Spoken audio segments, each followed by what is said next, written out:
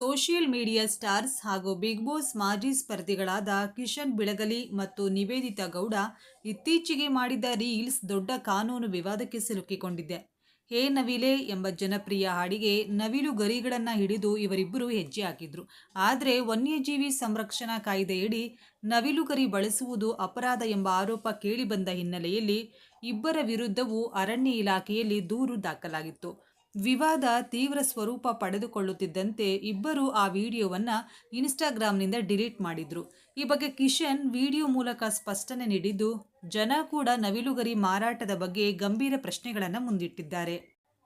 ಈ ಇಡೀ ವಿವಾದದ ಕುರಿತು ನಟ ಕಿಶನ್ ಬೆಳಗಲಿ ವಿಡಿಯೋ ಮೂಲಕ ಪ್ರತಿಕ್ರಿಯಿಸಿದ್ದು, ತಮಗೆ ಅರಣ್ಯ ಇಲಾಖೆಯಿಂದ ನೋಟಿಸ್ ಬಂದಿರುವುದನ್ನು ಒಪ್ಪಿಕೊಂಡಿದ್ದಾರೆ. ನಾವು ಚಿಕ್ಕಂದಿನಿಂದಲೂ ಫ್ಯಾನ್ಸಿ ಡ್ರೆಸ್ ಸ್ಪರ್ಧೆಗಳಲ್ಲಿ, ಕೃಷ್ಣ ಜನ್ಮಾಷ್ಟಮಿ ಹಬ್ಬದ ಆಚರಣೆಗಳಲ್ಲಿ ನವಿಲುಗರಿ ಬಳಸುವುದನ್ನು ನೋಡಿಕೊಂಡು ಬಂದಿದ್ದೀವಿ. ದರ್ಗಾಗಳಲ್ಲಿ ಆಶೀರ್ವಾದ ಮಾಡಲು ಸಹ ನವಿಲುಗರಿಗಳನ್ನು ಬಳಸ್ತಾರೆ. ಇತ್ತೀಚಿನ ದಿನಗಳಲ್ಲಿ ಮಕ್ಕಳ ಕಾರ್ಯಕ್ರಮಗಳಿಗಾಗಿ ನವಿಲುಗರಿಗಳನ್ನು ಬಾಡಿಗೆಗೆ ತರುವ ಅಭ್ಯಾಸ ಕೂಡ ಇದೆ. ನಾವು ಕೂಡ ಈ ವಿಡಿಯೋಗಾಗಿ ನವಿಲುಗರಿಗಳನ್ನು ಬಾಡಿಗೆಗೆ ತಂದಿದ್ದೆವು. ಇದು ಇಡೀ ತಂಡ ಸೇರಿ ಮಾಡಿದ ಕೆಲಸ ಅಂತ ಕಿಶನ್ ಅವರು ವಿವರಿಸಿದ್ದಾರೆ. ಹಾಗಂತ ನಾನು ಮಾಡಿದ್ದು ಸರಿ ಅಂತ ವಾದಿಸುತ್ತಿಲ್ಲ. ಕಾನೂನಿನ ಪ್ರಕಾರ ಇದು ತಪ್ಪು ಎಂಬುದು ಅರಣ್ಯ ಇಲಾಖೆಯ ಅಧಿಕಾರಿಗಳು ನೋಟಿಸ್ ನೀಡಿದ ಬಳಿಕವೇ ನಮಗೂ ಮನವರಿಕೆಯಾಯಿತು.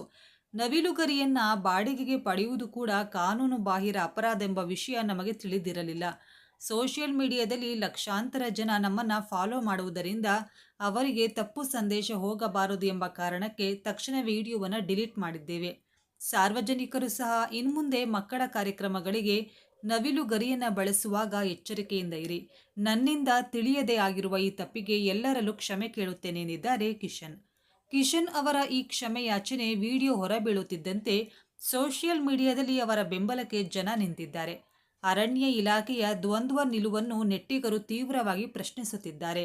ಬೆಂಗಳೂರಿನ ಮೆಜೆಸ್ಟಿಕ್, ಕೆಆರ್ ಮಾರ್ಕೆಟ್, ಸಿಗ್ನಲ್ಗಳು ಹಾಗೂ ಪ್ರಮುಖ ರಸ್ತೆಗಳ ಬೀದಿಯಲ್ಲಿಯೇ ಇವತ್ತಿಗೂ ನವಿಲುಗರಿಗಳನ್ನು ಬಹಿರಂಗವಾಗಿ ಮಾರಾಟ ಮಾಡಲಾಗುತ್ತದೆ. ಪ್ರತಿದಿನ ನೂರಾರು ಜನ ಇದನ್ನು ಕಣ್ಣಾರೆ ನೋಡ್ತಾರೆ.